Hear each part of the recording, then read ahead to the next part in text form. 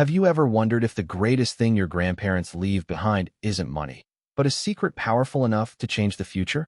When a giant energy company demanded that 76-year-old rancher Thomas Walker surrender part of his family's land, everyone believed the fight was already over. But hidden inside an old wooden chest was a forgotten map and a decades-old promise that no one else remembered. What happened next didn't just save one ranch. It protected an entire community and proved that sometimes God preserves the truth until the right person is ready to uncover it. Autumn arrived in Red Canyon, Wyoming. Cold winds swept across endless golden grasslands beneath heavy gray skies, while distant cottonwoods shed their last leaves along the dry creek beds. Thomas Walker had lived on the same ranch for 76 years. Tall even in old age, though his shoulders had begun to stoop slightly from decades of ranch work, he carried the quiet strength of a man who had never asked life for anything it did not demand in return.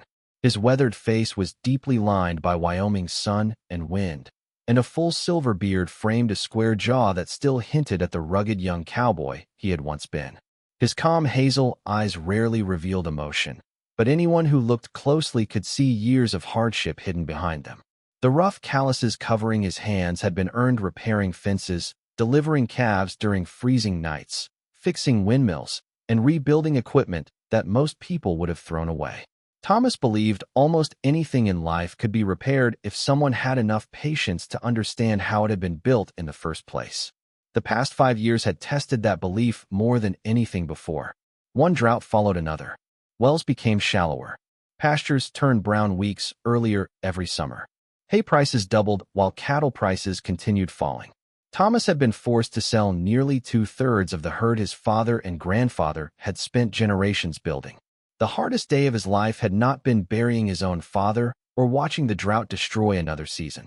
It had been loading his favorite breeding cattle onto trailers, knowing they would never return. Things became even worse because of his only son. Daniel Walker, now 45, had always dreamed of escaping ranch life. He believed trucking represented a future that farming never could. Kind-hearted but overly trusting, Daniel borrowed heavily to start a transportation company with several business partners. Thomas had signed as guarantor because fathers often believed in their children even when common sense warned them otherwise. When the partners disappeared after secretly draining company accounts, Daniel lost everything. The bank claimed the business, then pursued Thomas's collateral. Years of savings vanished almost overnight. Daniel left for Denver carrying more shame than luggage. Since then, father and son rarely spoke. Thomas never hated him, but silence sometimes hurts more deeply than anger. Now only the old ranch remained.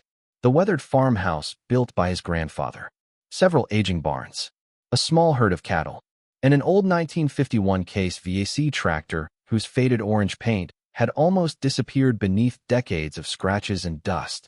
Most neighbors laughed whenever they saw Thomas still using the antique machine. He simply smiled. Unlike newer equipment filled with electronics, every bolt and gear inside the case had become as familiar to him as his own heartbeat. One quiet morning, a white pickup truck bearing the logo of Frontier Energy rolled slowly into the ranch yard. A sharply dressed representative stepped out carrying a leather briefcase. The man introduced himself politely, handed Thomas a thick envelope, explained that the company planned to install a natural gas pipeline across several ranches in Red Canyon, and informed him that engineers had already selected the most efficient route. Thomas's property happened to lie directly in its path. "We hope you'll cooperate," the representative said with a practiced smile. "If you sign within 10 days, we'll offer generous compensation." Thomas accepted the envelope without saying a word. He simply thanked the visitor. After the truck disappeared beyond the gate, he sat alone on the porch reading every page. Most of the legal language meant little to him. One sentence stood out. Failure to cooperate could result in legal proceedings. He folded the papers carefully and placed them beside his grandfather's old rocking chair. Neighbors soon heard the news. Some encouraged him to accept immediately. Take the money while it's there. You can't beat a corporation. At your age, you deserve an easy retirement. Thomas listened politely. Inside, however, something felt wrong. Not because he distrusted Frontier Energy, because no company had ever walked this land as long as his family had. 3 days later, several survey trucks entered the northern pasture. Engineers unloaded expensive equipment, while a massive 80,000-pound transport truck carrying drilling machinery followed behind. The ground appeared firm after several dry weeks, but beneath the surface lay a layer of clay that Thomas knew better than anyone. Halfway across the pasture, the enormous truck suddenly sank. Its rear wheels disappeared almost to the axles. Engines roared. Mud sprayed. Nothing moved. For the next hour, the crew tried everything. Another truck attempted to pull it free. Heavy chains snapped tight. The vehicle sank even deeper. One frustrated supervisor removed his hard hat and wiped sweat from his forehead despite the cold wind. Someone pointed toward Thomas's ranch. Minutes later, an employee knocked politely on his door. "Sir, we could use some help." Thomas glanced toward the old case VAC resting inside the barn. He climbed slowly into the worn metal seat and turned the ignition. The old tractor rumbled to life with the familiar steady rhythm he had known for decades. When he finally reached the stranded truck, dozens of workers stepped aside, expecting the old rancher to begin hooking chains immediately. Instead, Thomas climbed down.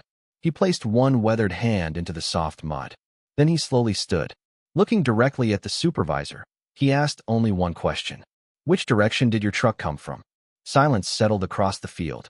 No one understood why that question mattered. But deep inside, Thomas already suspected the land was about to reveal something it had been hiding for generations. Thomas Walker barely spoke during the drive home. The workers from Frontier Energy celebrated recovering their heavy truck, convinced the day's biggest surprise had already happened.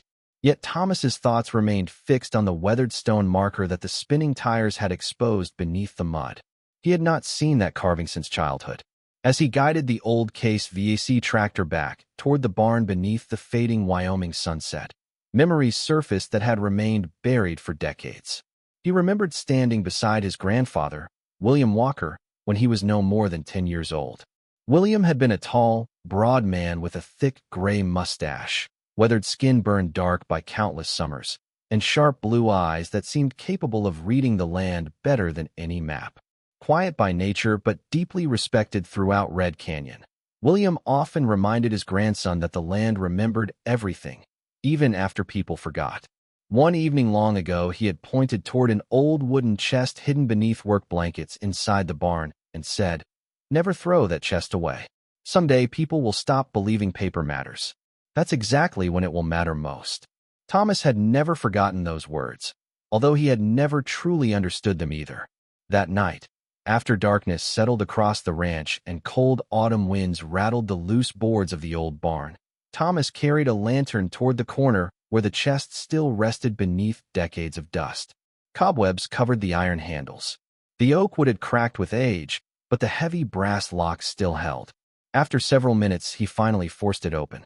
The smell of old paper and cedar filled the air. Inside lay dozens of carefully wrapped leather journals, folded surveying maps, handwritten irrigation diagrams, faded black and white photographs, and bundles of legal documents tied together with brittle cotton string. Every package had been labeled in William Walker's careful handwriting. Thomas carried everything into the farmhouse, cleared the dining table, and spent hours slowly opening each bundle. The oldest document immediately caught his attention. It was a hand-drawn property survey dated 1938 showing not only the Walker Ranch, but also a complex network of underground water channels, reservoirs, diversion gates, and stone markers connecting dozens of neighboring farms throughout Red Canyon. Unlike modern digital property maps, William had recorded every spring, creek, seasonal runoff, and irrigation ditch with astonishing precision. Tucked beside the survey was a signed agreement between local ranch families and the county government declaring the entire water system a protected agricultural heritage network that could not be disturbed without unanimous approval from every participating landowner. Thomas leaned back in silence. If these documents were still legally valid, Frontier Energy had overlooked something enormous. The next morning, he drove nearly 70 miles to the county seat to visit Emma Collins. Emma was 34 years old, one of the youngest land rights attorneys in Wyoming, and already respected for her determination in difficult property disputes. She stood just under 5'8" with an athletic build, chestnut brown hair usually tied into a practical ponytail, intelligent green eyes, and lightly freckled skin from years spent visiting ranches rather than sitting inside offices. Unlike many corporate attorneys, Emma preferred worn leather boots to expensive heels and spoke plainly instead of hiding behind legal language. Her grandfather had lost his own family ranch during a complicated land dispute decades earlier, a painful childhood memory that inspired her to dedicate her career to protecting rural property owners from unfair corporate pressure. Emma listened quietly as Thomas spread Williams' journals and maps across her conference table. She spent nearly 3 hours comparing the handwritten surveys with current satellite maps and county records displayed on her computer. Her expression gradually changed. Finally, she removed her glasses and looked directly at Thomas. "They never checked the original archives," she said softly. Thomas frowned. "What do you mean?" Emma rotated the computer screen toward him. Frontier Energy based their entire project on digitized records created less than 20 years ago. Those records show property boundaries, but they don't include historical agricultural easements or protected water infrastructure that predates the digital system. She placed Williams' 1938 survey beside the modern map. The difference was unmistakable. The proposed pipeline crossed directly through one of the oldest underground reservoirs supplying irrigation water to hundreds of ranches throughout Red Canyon. "If they build here," Emma continued, tracing the route with her finger, "they don't just affect your land. They threaten the water that keeps this entire valley alive." Thomas remained silent for several moments. Suddenly, this was no longer about compensation. It was about responsibility. Within days, Emma filed requests to examine the original county archives. Local reporters learned about the forgotten documents. Neighbors who had encouraged Thomas to sign the agreement now gathered outside the ranch asking questions instead. For the first time since Frontier Energy arrived, people stopped seeing one stubborn old rancher standing alone. They began seeing a man protecting something that belonged to all of them. The news spread across Red Canyon faster than Thomas Walker ever expected. Within a week, local newspapers were printing photographs of the faded 1938 maps, while television crews parked outside his weathered ranch house.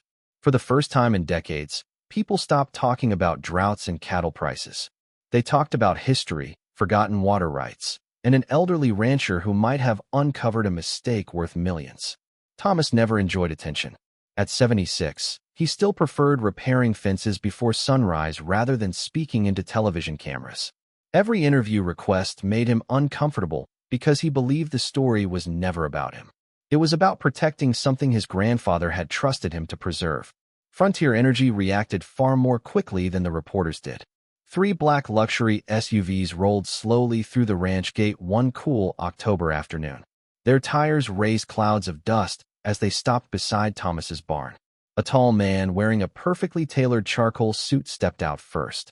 He introduced himself as Richard Lawson, Frontier Energy's Vice President of Land Acquisitions. Richard was 58 years old, over 6 feet tall, with neatly combed silver hair, sharp gray eyes, and a clean-shaven face that rarely revealed emotion.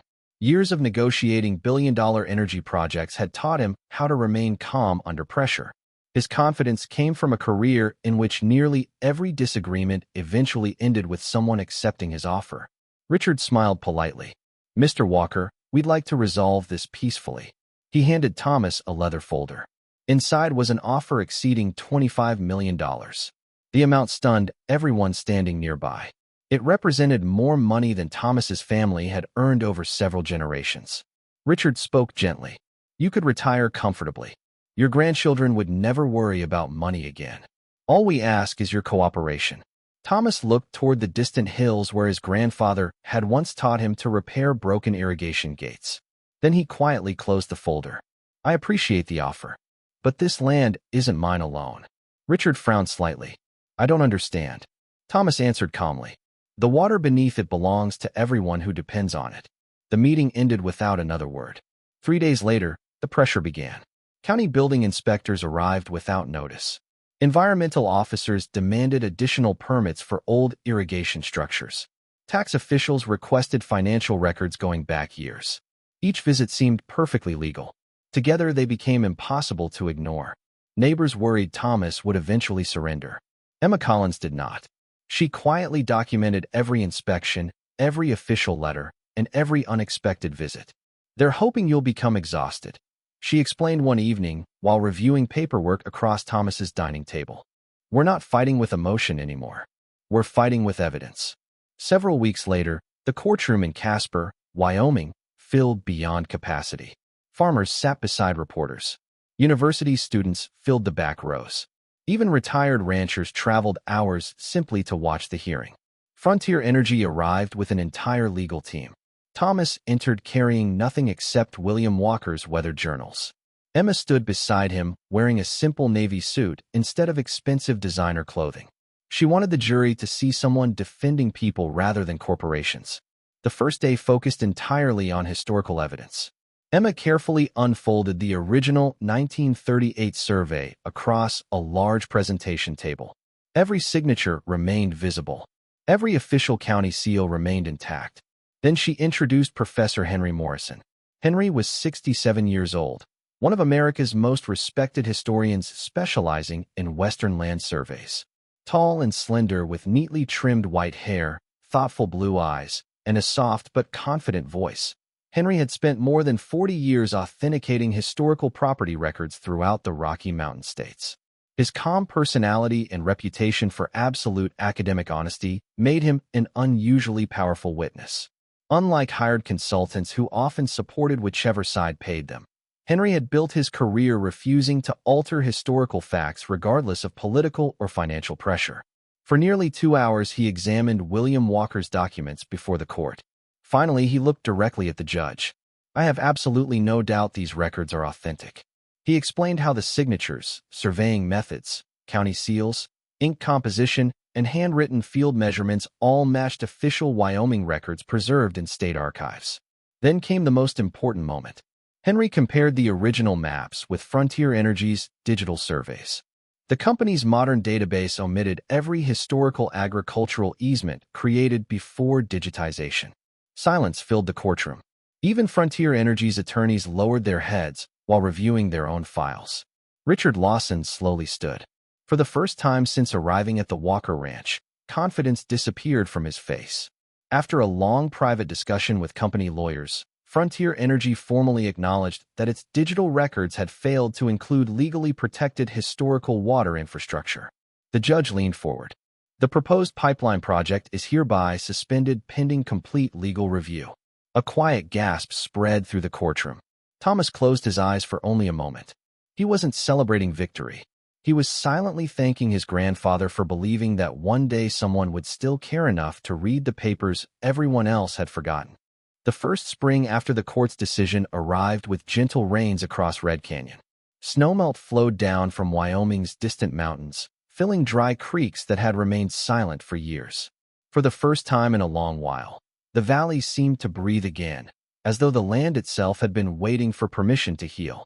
Although Frontier Energy officially suspended its pipeline project, the legal settlement that followed surprised everyone. Rather than continue years of expensive litigation, the company agreed to compensate Thomas Walker and several neighboring ranches for the damage already caused during preliminary construction and surveying. Reporters called it one of the largest private settlements ever reached involving agricultural water rights in the region. Friends assumed Thomas would finally sell the ranch, move into town, and enjoy a peaceful retirement. At 76, he had every reason to do exactly that. Instead, he quietly declined every luxury people suggested. He did not buy a new truck. He did not build a larger house. He did not travel the world. Every dollar he spent returned to the land. Within weeks, excavation crews began restoring the forgotten irrigation canals William Walker had documented nearly 80 years earlier. Broken stone diversion gates were rebuilt by local craftsmen using the same methods employed by the first settlers. Small earthen dams that had nearly collapsed after decades of neglect were carefully reinforced. Thomas personally walked each section of the water system carrying his grandfather's journals beneath one arm, checking every measurement against the handwritten notes that had survived for generations. Each repaired channel felt less like construction and more like keeping a promise. The project created work for dozens of struggling ranch families who had considered leaving Red Canyon forever. Fathers worked beside sons. Neighbors who had barely spoken during difficult drought years now shared tools, meals, and long evenings repairing the valley together. Thomas noticed something changing that no amount of money alone could have created. Hope was returning. Several months later, another familiar pickup truck slowly rolled into the ranch yard. This time it was not carrying lawyers or engineers. It carried family. Lucas Walker stepped out carrying a weathered backpack and several large engineering cases. At 28 years old, Lucas was tall and lean like his grandfather had once been. His short, dark brown hair, thoughtful hazel eyes, and calm smile reflected both intelligence and humility. Unlike many young engineers who preferred offices filled with computers, Lucas loved working outdoors.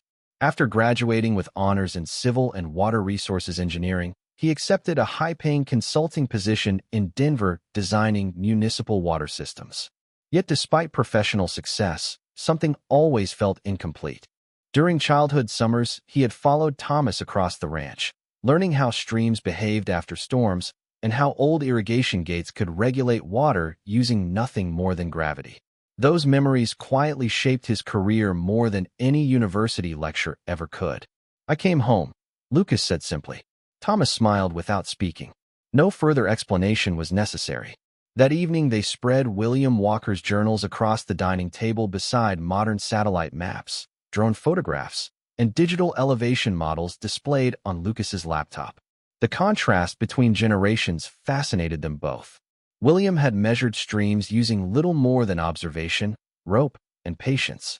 Lucas now analyzed the same landscape using satellite imagery, computer modeling, and advanced surveying software. To their amazement, William's handwritten measurements differed by only inches from modern engineering calculations. Lucas laughed softly. Great-grandpa would have loved GPS. Thomas shook his head with a grin. No, he would have trusted the creek more. Together, they developed a restoration plan combining historical knowledge with modern technology. Lucas designed discrete underground monitoring systems that measured groundwater levels without disturbing the historic irrigation network. Solar-powered control gates automatically balanced water flow between neighboring ranches during dry periods, while preserving the original stone channels that William had helped build. The project became a model of how old wisdom and new science could strengthen one another instead of competing. Over the following years, green slowly returned to fields that had remained dry for decades. Families expanded cattle herds again. Hay production increased. Young couples who once planned to leave Wyoming decided to remain. Agricultural universities began sending graduate students to study Red Canyon's unique restoration project. One evening, Thomas stood beside the largest restored reservoir watching sunset reflect across calm water. Lucas joined him quietly. Neither man spoke for several minutes. Finally, Lucas looked toward the distant mountains. "I always thought you saved this valley." Thomas gently closed William's journal. "I didn't." He smiled toward the flowing water. "I only finished what the generations before us started." 10 years passed, and Red Canyon no longer resembled the struggling farming community outsiders once expected to disappear. Every spring, green fields stretched across valleys that had once been dry and cracked. Reservoirs reflected the Wyoming sky like polished glass, while restored irrigation canals carried fresh mountain water exactly as William Walker had designed them nearly a century earlier. Agricultural universities sent students from across the country to study the remarkable partnership between historical knowledge and modern engineering. People no longer called Red Canyon a forgotten ranching district. They called it one of America's leading examples of sustainable agriculture built upon respect for the past. At 86 years old, Thomas Walker moved more slowly than he once had. His broad shoulders had curved with age, and his thick silver beard had grown almost completely white. Deep lines surrounded his gentle hazel eyes, but those eyes no longer carried the quiet sadness that had followed him after losing his savings years before. Instead, they reflected peace earned through hardship. Every morning before sunrise, Thomas still walked the restored canals carrying the same weathered notebook that had once belonged to William Walker. He no longer checked the water because he doubted the system. He walked simply to remember the generations who had protected it long before him. The Walker Water Heritage Foundation had become Thomas's greatest source of pride. Every year, scholarships helped young men and women from struggling farming families study agriculture, irrigation engineering, environmental science, and rural conservation. Thomas often attended the annual scholarship ceremony, wearing the same faded ranch jacket he had worn for years. He believed expensive suits did not make wisdom more valuable. One student especially reminded him of himself. Grace Bennett was 20 years old, a quiet young woman with long auburn hair usually braided over one shoulder, thoughtful blue eyes, and lightly sunburned skin from helping her parents on their small cattle ranch. Her family had nearly lost everything after consecutive years of drought, and college had once seemed impossible. Despite those hardships, Grace had ranked among the top engineering students in Wyoming. Humble, hardworking, and deeply respectful toward older generations, she dreamed of designing sustainable irrigation systems for rural communities rather than pursuing a high-paying career in large cities. When Thomas personally handed her the scholarship certificate, he noticed the same determination he had once seen in his grandfather. "Never forget who taught you before school ever did," he told her quietly. Grace nodded. "I never will." Just beyond the entrance of the foundation stood the old 1951 Case VAC tractor. Its faded orange paint had been carefully preserved rather than restored. The worn leather seat remained untouched. Even the scratches across the hood were left exactly as time had created them. Children climbed onto the display platform every day while grandparents smiled and shared stories about machines that never depended on computers to do honest work. A bronze plaque beneath the tractor simply read, "Wisdom often arrives looking ordinary." Visitors asked Thomas the same question almost every afternoon. "Mr. Walker," they would say, "what was the greatest treasure you discovered?" Some expected him to mention the settlement money. Others guessed the maps. Many believed it had been the historic water system. Thomas always smiled before answering. It wasn't the map. It wasn't the money. It wasn't even the water. People usually looked confused. Thomas would slowly lift William Walker's old journal. "The greatest treasure was what my grandfather protected until the right person was ready to understand it." Late one summer evening, after the final visitors had gone home, Thomas walked alone toward the highest reservoir overlooking Red Canyon. Lucas joined him a few minutes later. Together they watched the last sunlight settle across green fields that had once been nearly abandoned. Water flowed quietly through every restored canal. For several minutes neither of them spoke. Then Thomas looked toward the distant mountains. "When I was younger," he said softly, "I thought inheritance meant land." He smiled. "Now I know inheritance is responsibility." Lucas gently closed William's journal and placed one hand upon it. "I'll protect it." Thomas nodded. "I know." As darkness slowly settled across Red Canyon, Thomas realized the greatest miracle had never been winning a lawsuit or receiving compensation. Those things would eventually fade with time. The true blessing God had preserved through 4 generations was something no corporation could ever purchase and no drought could ever destroy. It was the courage to protect the truth until the world was finally ready to listen. Sometimes God's greatest miracles are not the ones that make headlines.